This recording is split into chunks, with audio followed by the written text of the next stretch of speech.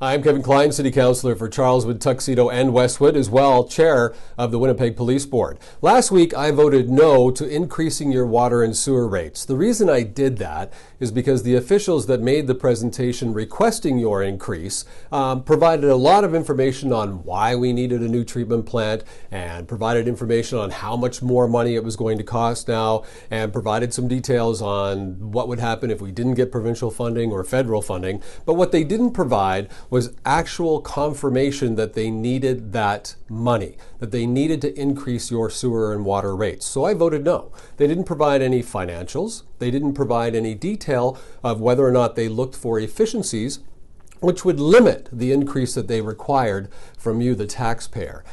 We learned that over the last 4 years, we have increased your water sewer rates by almost 4 times the rate of inflation. Nearly 6% on average per year. And this year, they were asking for 4.7%, and I just could not vote yes to that based on the information they were not providing that they should provide. And I think we learned a lesson with this. We learned that if you ask tough questions, if you continue to ask questions that you demand the answers for, and that you hold city officials accountable, you win. You, the taxpayer, win, because we need to have all the information so that we can make an informed decision on your behalf. And yesterday, the mayor and his committee voted to also freeze your water and sewer rates at the 2018 level for now. And they did say that they are holding it for now. They would like to find out how much money the province will give and how much money the feds will give. Now, that's okay. It doesn't answer the question, though, if we're looking for efficiencies. And it didn't address the elephant in the room, if you will. The fact that the city, for years now, has been taking the profits from the water and sewer division and putting them towards general revenues. That's just a bad business practice, in my opinion. If the division is making that much money, and it is, we certainly shouldn't be looking at rate increases. And we knew that we were going to have to do refurbishing for that plant. It's getting very old, as much of our infrastructure is, but that plant certainly requires the work. We should have been taking the profits that we were enjoying from sewer and water and applying them into a bank account and saving that money so that we could start these projects without impacting you, the taxpayer, too much. And that wasn't done, nor was it talked about. Now, we couldn't end that policy right away of taking money from water and sewer because that would impact you on your property tax, of course. But I think we have to put together a plan. We have to start talking about how we get rid of that, how we stop doing that and let the money from water and sewer, if it's making a profit, first of all, maybe we should be looking at dividends to the taxpayers. If we make a whole whack of money, we should be sharing that back with you. You are an investor in that, so it is your cash. And we could take some of it and apply to projects or put aside for repairs and maintenance, just like any corporation would do. But the win really is for you. You don't have to pay a higher water sewer rate right now for 2018. And yes, I think it's because we asked the tough questions and we held people accountable, but I also think it's because of you and your responses on social media. They were fantastic, and I thank every one of you for your comments. Of course, we got the regular social media negativity, but that's okay. We also got some really good comments that you could tell came from the heart.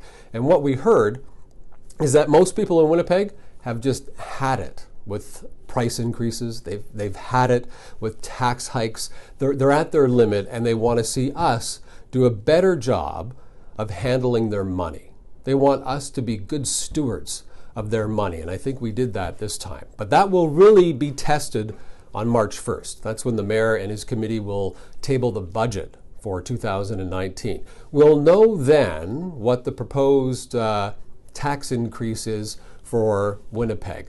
It will also give us an opportunity to dig deep. We're going to work day and night, I assure you, looking at every single department to find out if they've looked at efficiencies, if they've done everything they can to save you, the taxpayer, money.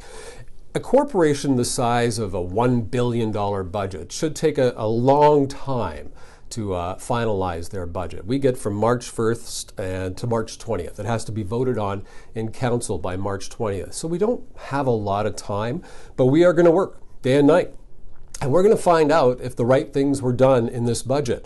We're going to ask questions, for example, if we've looked at departments that actually make the city money, for example, planning, property and planning.